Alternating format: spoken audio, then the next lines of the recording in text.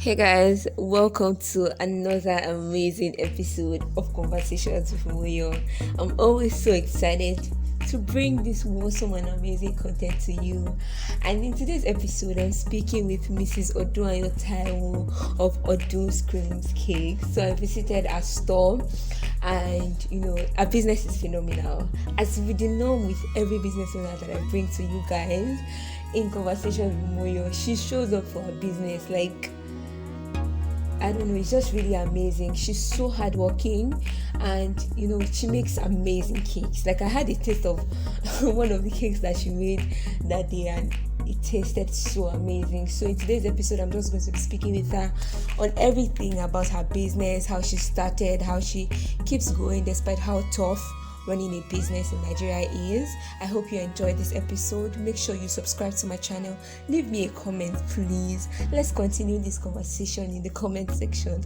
Also, make sure to like and share to your business owner friends so that they can learn so much from the value in this episode. My name is Moyo, and this is Conversations. So guys, welcome back to another episode of Conversations with Moyo, and I'm here with Mrs. Odunayo, and we're going to be speaking with her about her business. So hi Ma, how are you doing? Very well, fine, thank you so much. Okay, so I'm going to start by giving you your flowers. So you have been doing so amazing, with your business. I see you on Instagram and how you are always consistent with like pushing out your business, and I came here today and I must say that you are doing a very wonderful job. So well done. Thank you. So I want you to introduce yourself. Okay, so my name is Odunayo Taiwo, and of course I'm the cake consultant for Oduncreamzcakes. I'm a child of God, a cake lover, singer, a pharmacist by profession, and a lover of what I do, passionate about what I do. Yes, so well done. So wow, you started as a pharmacist. Yes, ma'am. Wow. So let's talk about like your business. How did you now move from somebody that was a pharmacist into somebody that makes cakes? So give us a backstory. Backstory. So okay, I would say being into cakes has been a long journey for me. It's been from the early stage of my life, right? So while I was quite small, I put my hands on pastries and all that with my mom, right? So when I got into the university, I had this passion for, okay, I can do something in school as a business. So I felt like, let me go into cakes. I mean, students always like cakes, and I wanted to just be able to serve them in that regard. So I went to train, my first training with one of my teachers, and from there I got into school and I started baking. So baking from school took me down through school to when I finished school, got married, and of course finished my profession. And I started working, and while I was working, of course, I was still baking. So it was in between two, and my kind of profession is it's a dedicated profession, so you have to either be here or you are here. So I had to decide and say to myself, you know what, I think I tilt more towards the cake because I started it quite early, so I feel like let me try and see how this is going to work.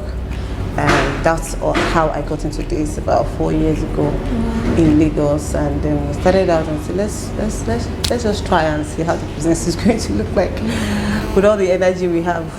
So that's how we got into this. From a very young age, and then you're in university, you were selling to your classmates, so you were making money. Yes. So you've had your business now for 4 years, officially, right? Yes. So how has the journey of a business owner been like? It's not been rosy like that. It's not. If I say it's rosy, it's a lie.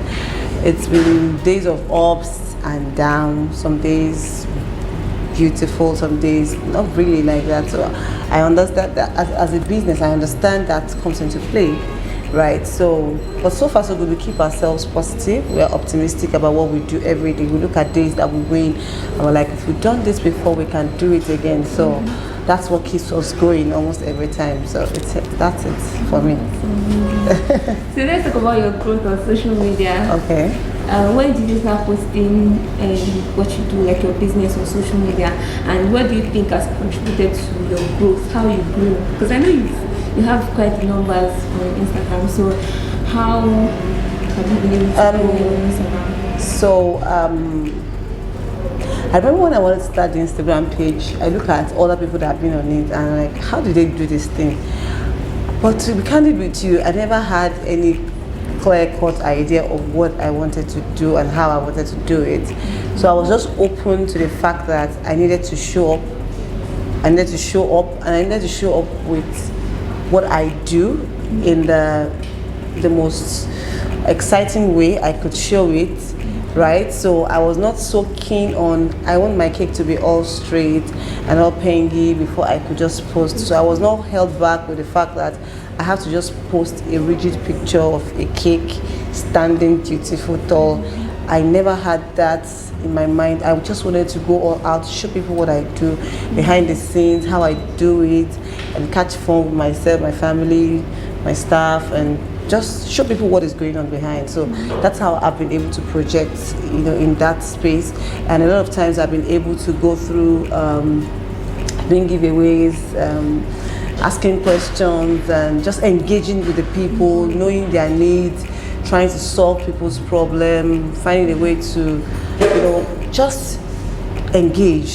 So I call it more like an engagement. So in terms of engagement, you get to see people throwing themselves out to you there. They want to hear you more. They want to come closer to you. They want to learn from you.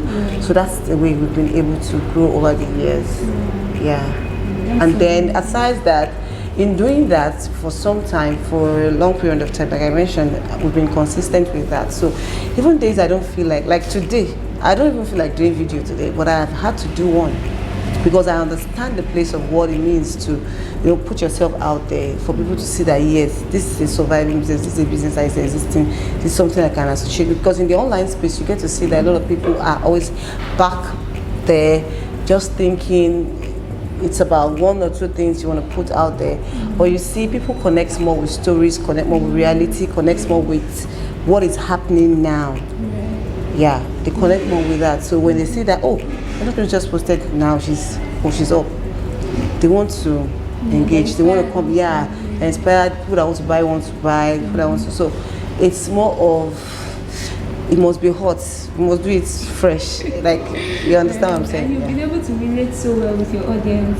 Actually, been able to relate with them. I'm trying my best. My best is not enough, but I'm trying my best. You don't have to keep showing up. Yes, very well. So what are some of the challenges that you had in the line of growing your business over the years? So over the years, like right now, we just came into the physical space about a month ago, and we've been in the online space for so long a time, about 4 years now. And one of the challenges I've always looked at is that, okay, maybe we don't have a space, we don't have a signboard, but that's not even a challenge for me. I feel like that's the way it was at that time, and we just have to address it that way. So presently, business has been undulating here and there. The purchasing power of people reducing every day because of the way the economy is and all that. So the challenges for me is the fact that for us as bakers, over the past few months, we've been having hikes in our price of products that we buy, and then you have to come calculate and see how you can bring it down to match what the audience, your customers want to relate with. They come and they're like, I want a cake of 7,000, I want a cake of 6,000. I mean, it's a lot, even though we're trying to find a way to reach a balance such that we're able to serve as many people as we can serve, which we'll always work on that. But then it's been a challenge with the pricing here and there. And besides that, delivery prices as well is always a challenge before now. So I feel like and one of the things that inspired me to actually look out for getting a physical space is so we can reach out to people around us and then be able to break that boundary of paying huge amount of money for delivery. So people at distances. So we have people ordering cakes from Sangotedo, from Badore, Aja, and all those kind of locations. We have a lot of audiences from there. So it's a challenge. When somebody wants to order a cake cost 10,000 and you're paying 6,000 for delivery, it's huge. So it's a challenge I've been facing for some time, but trying to overcome it gradually. I mean, let us reach out to more people around us. So, I mean, to save them the cost of going all out, and then also save us the cost of, begging them to come in, and as well as the risk of the cakes on the road. Some of the cakes go on a long journey, they go through high risk, and sometimes they don't get to their destination well, maybe because of bad roads here and there. So it's a lot, trying to balance that, but we'll get better. So amidst all of these challenges, you've managed to still show up for your business regardless, right? What keeps you going, even when you feel like this thing is not really like as much as it's not working out as much as I wanted to? So what are some of those things that keep you going regardless? Okay, so one of the things that keeps me going is the fact that for now I don't have any other job. So if you don't have any other job and this is the only one you have, I mean, you have to take it serious. Yeah, even though Nigeria today requires you to look beyond more than one stream of income, and then spread your tentacles. But for now, I don't have any other one, so my attention is here. And if I'm trying to do some things and I feel like it's not working, I'm also trying to see how I can rework and rewire it to work. Okay, so I just keep innovating, try to innovate. Yeah, when I feel that things are not really the way I want it to be, if I'm not seeing green lights on the path, I just want to renovate and see if, and it's been working. While we try to see, okay, maybe we're trying to sell a particular cake for this price, and people are complaining. We say, okay, can we take this cake down and reduce the price? Cut it into so if we're supposed to sell a cake for you for 3,000 naira, we'd rather cut it into say for 1,500, and you buy it. Yeah. So, and like I said, I also look at days that we win our battles, and I'm like, every day is not for the winner. Yeah, so you win today, you lose tomorrow, but then we're always clamoring to win at all costs, at every level. Yeah, so that's it. So when I came in, I saw that you have lots of staff, and one thing I've heard is like staffing can be a little bit challenging, especially like in Nigeria. You have some people who are not like ready to work.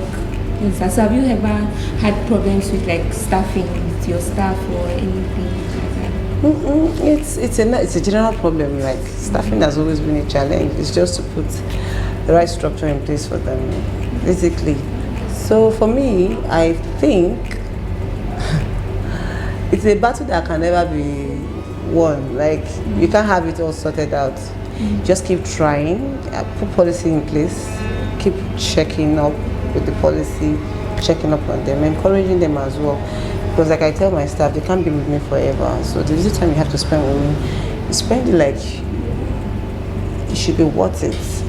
I mean, everybody will go out one day and become. Yeah. Let's talk about business generally now. What do you think are some of the mistakes that a lot of business owners make in business? A lot of business owners, right? I would say a lot of people are still feeling this passion, like you're passionate about this thing. So you are not seeing the business part of it. Yeah, so you're now focusing more on, you are kind of emotionally attached to what you're doing. So your emotions has to go off you as a business owner. Like business is business. So there's not room like, where's my auntie? Let me just do it for her. How long are you going to continue doing that? You must set the record straight and set it right so that you can start seeing something for yourself, and then you value the business, and then the business can grow. Because the business will not grow if there's no profit. Because the bloodline of business, your customers, they're the bloodline of your business. If they don't come and patronize you, how will the business grow? You get? So one of the things I also think is a lot of businesses kind of compare themselves. So there's always a starting point for everyone. So at your starting point, you should understand that it's your starting point, and you don't go measure up yourself with somebody that has been in the industry for a long time or that has put in a lot of efforts. So you ask yourself, how much have you put into this business? How much of your time, how much of your sacrifice, how much of your energy have you channeled? Can you rightfully say to yourself that you've done your best? So if you're not able to answer that question, then you need to go back to the room and ask yourself the question. It's not just enough for you to sit there and be thinking, business is not moving. What are the things you've done? What are the necessary steps you've taken to ensure that your business moves from point A to point B? We're not saying from point A to C or D. Let's move from A to B first, and you begin to move from B to C, and then you begin to go like that. Yeah, and then I see businesses not also not having mentors, people that can push them through their journey. So everybody wants to sort it out by themselves. It's kind of difficult. It's kind of hard. You need to look up to people. You need to find people in your space that can encourage you and take you. Those people, you look at them sometimes and they are encouraged. You get it? So that's the way I see it. Yeah. Okay. So you were talking about mentors, and me, I'm going to say it from my perspective. I feel like having mentors now is not as easy as it used to be back then. A lot of people now, if you are going to get a mentor, they want to collect money to mentor you. Do you understand? And it's not like it's not small money to find somebody that will mentor you. Do you understand? So you that you're just starting up your business, do you understand? Is that when you have money like to? But I get like what you're talking about. I get what you're saying. So in that regard, I would say that relationships matter. Like you said, it's quite different these days, unlike before, because people already know their worth, they know their values and all that. But then again, I feel like it's still possible to fine-tune your relationship with people. Find yourself in gatherings, meet people. Don't just sit in the house. Go out. Social gatherings, events. There are some that are free, there are some that are paid. Find yourself in those places and establish relationships. And you take it up from there. That's it for me. Note to self. Eh? I said note to self. Note to self. Yeah, that's it. That's it. Because there is no way you want to, work with, a man wants to work with a woman, and then you come to me today and I want to marry you.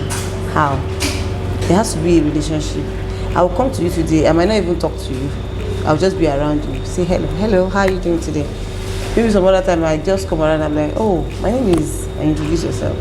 I've seen you before, I met you somewhere, and you're like, oh my God, really? And then the conversation continues gradually. And for me, I feel there are some that actually have to be paid for. If you really need those information, you need to pay for them. And if you don't know, if you feel like the money is too much, you might have to save up for some. So everything has to be planned out. Yeah. So I have people I've been able to reach, not because I stumbled on them in a day. I've been watching them for a long time. I've been saving up for them for a long time. Today my money is complete. I find myself and I go. And when I'm going, I'm strategic about it. I need to know what I'm going there for. There should be a goal, and you need to achieve that goal. So thank you so much for that. I'm sure that along the lines of growing and in your business, basically, you've learned a lot. So let's imagine that you're starting a new business today. What are some of the things that you felt like you did not do then that you do now if you're just starting a new business? Okay, so because most of the things I started doing early are the things I feel that I should normally would have done at the early stage of running the business. Yeah.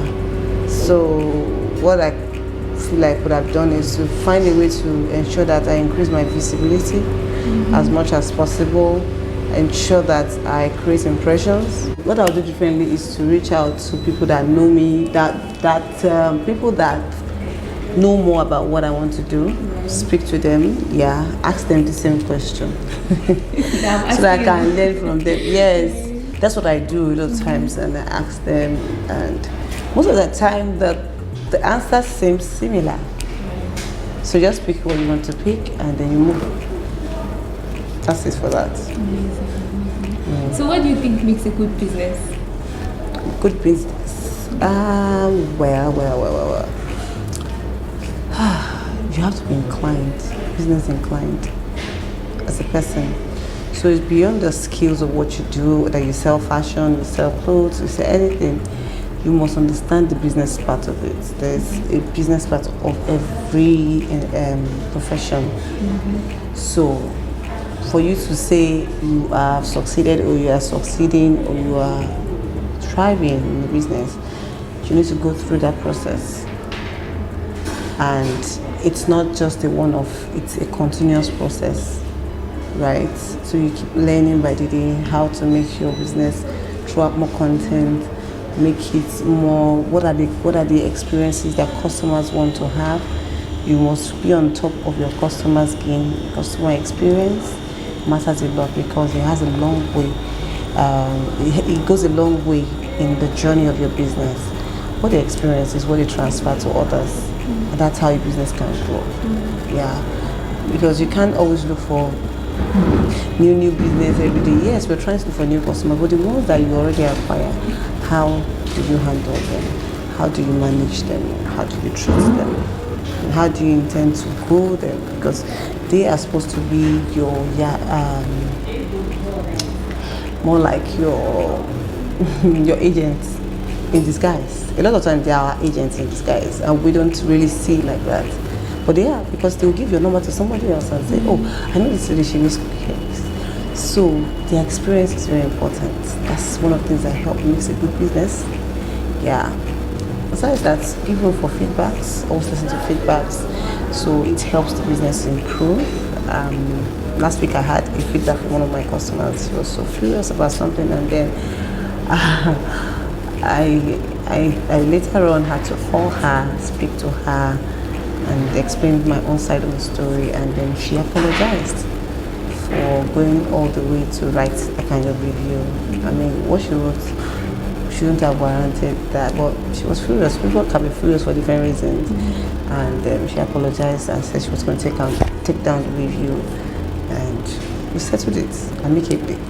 So feedback is very important. I learned from what she gave to us as feedback. Yeah, because I won't say, because I feel like, okay, this is partly not our issue. I mean, it's not really our fault. I could have hold on to the fact that I want to defend my side, but we won't defend our side. We take our own, and then let it slip off like that. Yeah. That's amazing. It's a lot, but even when you are right, sometimes you take the wrong path because you need to make things just go smooth. Yeah. So, what do you think branding is? Branding. Yes. Branding is everything about the business, like the packaging, your spoken words, your projections, your values, your core values, and everything you represent as a body. So you can ask me, I can tell you branding is color. So branding for me is the totality of what a business is. Yeah, your presentation, your customer experience, your everything about the business. So a lot of people see branding as being color, logo. That's not branding. Branding is the totality of what you stand for as a business, and what people know you for, what people can say about you out there. Yeah, that's branding for me. So we're getting closer and closer to the end. Let's get closer, please. I want you to share an experience with me. So maybe it could be a milestone, maybe one time that you had this bulk order that you've never had before, or it could be like an experience you had with maybe a customer that you can never forget. So you can just share like any experience with me. I have one in my head. If I want to share milestones, I have a lot I could share for milestones, but this one was very, very, it won't leave me easily. So we had this cake, like, I took this order from my personal line, not the office line. And that taught me a lesson. Since that day, I don't take orders from my personal line as much as possible. Stay off it. So, wedding cake, and the customer had paid. It's a 3-step pillow cake. I don't know if it's a traditional or wedding cake. So, this very day, good day. I'll call it a good day because it's actually a good day. God. And I was just lying on my couch. That was around past 11 in the morning. And then I got a message from my customer. I'm like, they're coming to pick the cake now. Cake? And I was scrolls to see what kind of cake is this. And I saw 3-stepped or 3-tiered pillow cake that was going for events that day. Immediately, I don't even know how I jumped out of my bed.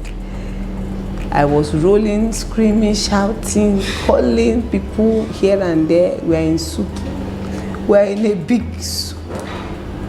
So she was asking me, what time are they coming to pick up now because they're taking the cake. You forgot the day or what? It was not even on record. Oh, so you just picked the call and forgot that you were supposed to. So she chatted me and sent the payment. It was not because it's my personal line, so I don't really go too deep into that. So I just looked through and somehow, I don't know how it happened, but it can never happen again, honestly. And no cake was on ground. That cake was still traveling to Ekpe. And it was that same day. Oh my goodness. You can imagine. Wow. It's an experience I can't forget. So God was good to me. God was good to me because I don't know where the words were coming from. How I was able to even reply and tell her, please, the cake is almost ready. Can she send me the address of the location so I find a way? The person coming for the cake doesn't need to come. Let the person just stay. We would find a way to get the cake down to the location. I don't know where those words of wisdom were coming from. So I was just saying, she was furious and she was angry and she was like, oh my God, why are you delaying me? But we've talked about this thing. I'm like, we're sorry, man. We're sorry, man. As at this time, there's no cake on ground. So people were flying from here to here, battering cake up and down, putting cake in the oven. People were making fondants under 4 hours. That's it. Oh God.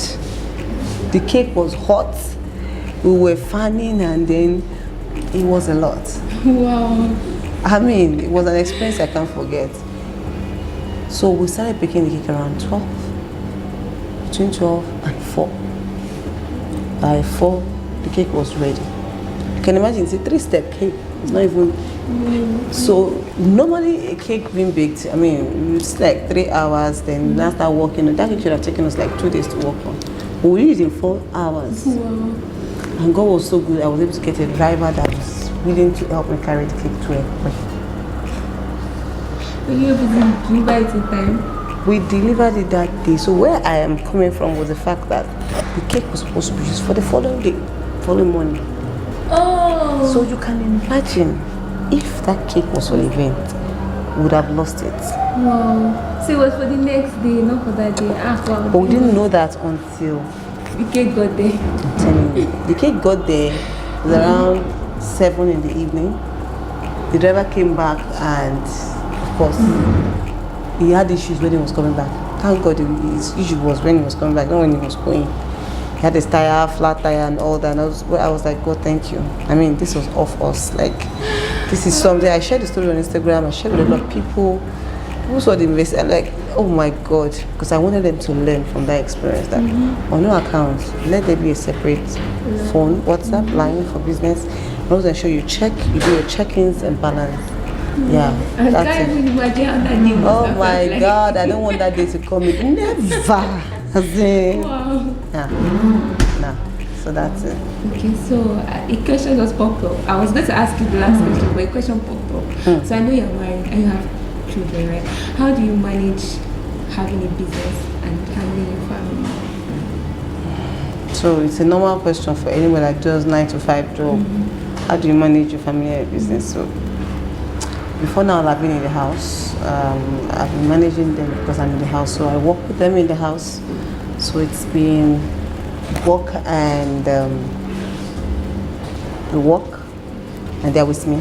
They're playing with me, and we're working. But now I'm out, so I go pick them from school, bring them here, or take them home. They are part of my journey. Like all of us, they already understand what is going on, so they are enjoying it. Well, it's kind of tasking because sometimes I feel like I'm not giving them the attention I need to give them. Sometimes when I'm just taking off, but I find a way to make it up to them, balance it all with them, even my husband. And thank God he understands. So he does quite some of the things I tend not to do when I'm not available. So we've been trying to balance it in that regard. So the final question. Give an advice to business owners. Business owners. Advice. What kind of advice would I give to you? Okay, to business owners, I would say to them that be strong and hold on to what you believe. If it's possible, go ahead and borrow people's belief system. People that you know that you can actually borrow a belief from them on what they do. Be consistent as much as possible. I know it can get a bit rough, but hold on and pray. Trust God to drive you in the business. For me, I believe so much in listening to what God has to say to me, listening to the Holy Spirit, because He's the owner of the business. You're not even the owner. You just think you are, but then. So, and always find a way to upgrade yourself. It doesn't matter how little. Ensure every day you're always getting something new, refreshing yourself, staying ahead, so you're not just back there behind the scene and things have gone ahead of you. Learn the trends. Move the trends, and I think that would go a long way. Thank you so much. A pleasure. For agreeing to do this. It's okay. It was so nice talking to you. Thank you so much. You. And I wish you more growth in your business. Amen. Thank you for your time. I really appreciate it. And I want to learn something. I want to finish this thing. No problem. Thank you so much. Alright, thank you so much, you guys, for watching today's episode of Conversations with Moyo. Make sure you subscribe to my channel for more amazing episodes coming up. And I'll see you next time. Bye.